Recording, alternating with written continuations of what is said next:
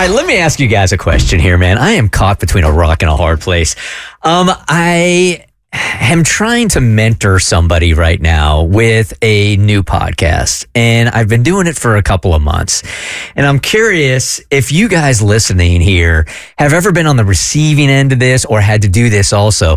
But I'm getting to a point now where I've worked with this person so much, and they want to be a podcaster and they want to be a YouTuber, but they just don't have the skills right now. If this was just a hobby for him, like, hey, you know what? I'm doing this because I love sports or whatever, and it gives me just an avenue to communicate. Nah, man, this guy wants to make it like his livelihood, his career. So, and it's a kid in radio.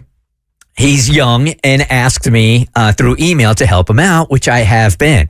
So I'm giving him help, but I'm at a place now where he's not getting any better. And I can hear, when you do this long enough, you can hear like, okay, all right, there's a lot there that you just can't teach, like personality, or are you a good storyteller, right? You can sort of teach some of that, but it's very difficult.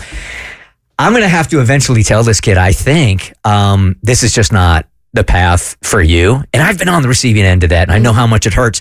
But if you guys got that, or you had to give that talk, what do you even say? 1-855-BERT-SHOW. The one example I have, and there's going to be a couple of stories blending into each other this morning, but I've told you guys before when I was in Dallas, and I would try to fill in for Kid Craddock, who was legendary in Dallas. He was like one of the first dudes to syndicate and just the most talented guy I've ever worked with in my life. He was a mad scientist. He was so good. And his morning show was just number one in Dallas forever. And when he would be out, I would have to try to take over the show and try to host it for the first time ever. So you got a rookie doing it, and I'm stressing about it, and I go in there and I'm trying to crush it. I am doing the best I can. And then when I get off the air, the general manager calls me up, and she calls me in, and she goes, you know, some people just aren't meant to be a host.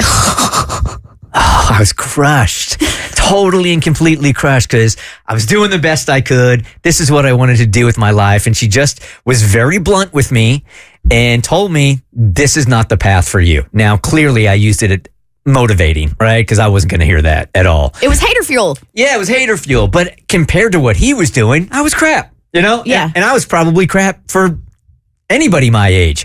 So how do you tell somebody, like, is that the way to do it? Like, you just don't got it, dude? Like, and I think he's a little bit more fragile at his age than I was at his age. So it didn't break me. Whereas this kid, I think, is just a little bit more fragile. So what do you do? Well, I guess my question for you is, what would be the purpose in telling him that he doesn't have a future in podcasting? Because at least for your general manager, she was being blunt, because she's like, listen, if you think you're going to take over for Kid Craddock one day, or if you think I'm going to refer you to some other station to be a host, like, I'm not going to do that. I don't think you're cut out for it. Or if you think you're ever going to have your own show in Atlanta that's going to last 25 years, you better think again. Exactly. Whereas there's really no, I don't know, like, this is just a kid you're mentoring. So what would be the point in crushing his dreams?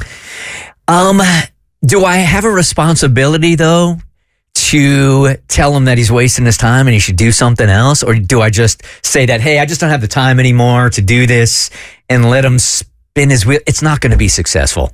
So I had one of those people in my life as well tell me that, yeah, you're just not meant for on air. Suck it.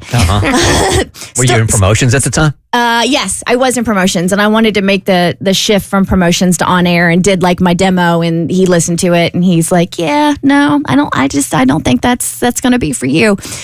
I think in this instance, if I were in your shoes, I would take the onus as far as like, maybe I'm not the right mentor for you. Mm-hmm. And be like, maybe there's somebody else out there that can tap into what you need to further your podcasting career. And I would just remove myself from the situation. That is a great idea. And I just had a thought. I am going to refer him to you, no, Kristen. I'm busy. I'm busy. It's really a great idea. I'm so busy doing stuff. I just feel so bad. Whatever it is, I have a lot of unplanned stuff that I can't even foresee coming. Yeah, I got a lot of Instagram. I haven't scrolled to the very end of Instagram. So until I can get to the very end of Instagram, my days are full. The Bert Show.